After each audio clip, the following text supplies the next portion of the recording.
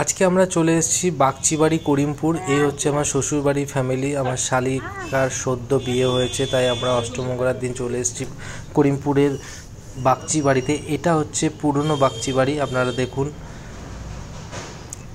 কৃষ্ণনগর থেকে করিমপুরের দূরত্ব হচ্ছে পাক্কা 85 কিলোমিটার। কৃষ্ণনগর থেকে করিমপুরের অ্যাভেলেবেল বাস পাবেন। এবং যারা আমার ভিউয়ার্স আছো কলকাতা বা অন্যান্য সাইডে, তাদের আমি একটু রুটটা বলে দিচ্ছি। কলকাতা থেকে যারা আসবে তারা ডিরেক্ট কলকাতা ধর্মতলা থেকে করিমপুরের প্রচুর বাস পাবে ডাইরেক্ট। আর কলকাতা থেকে ডোমকলের গামী যে কোনো বাসে চেপে আপনারা করিমপুর নামতে পারেন।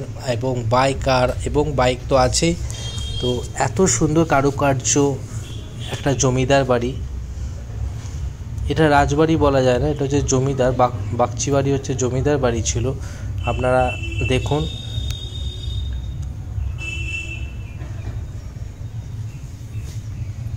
সামনে আছে পুকুর। পুকুরটা একটু ভরাট হয়ে গেছে।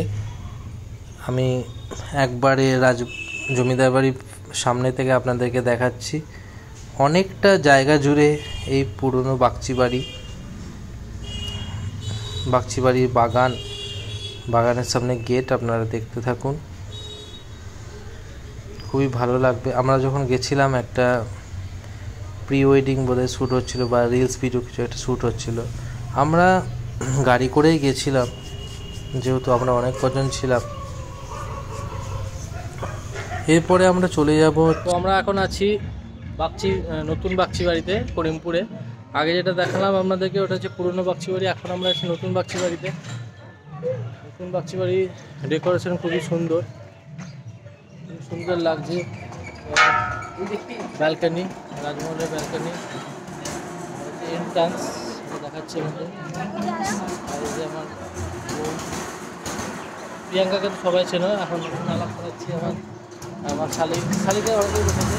আর এই হচ্ছে আমার ভাইরা শুভম, আমার বন্ধু। আর বাকিদেরকে পুরোনো ভিডিওতে অবশ্যই দেখেছো তোমরা। এসো আমার সাথে।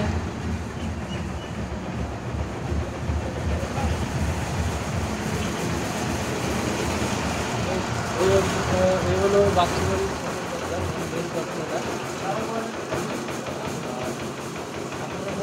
শরীর থাকে না, তো পাড়া লোকাল ক্লাবের জন্য বরাদ্দ করা হয়েছে। লোকাল ক্লাব আছে। আর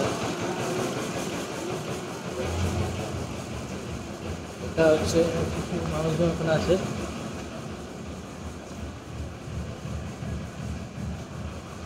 যদিও ভেতরে যাওয়া যাবে না, হ্যাঁ।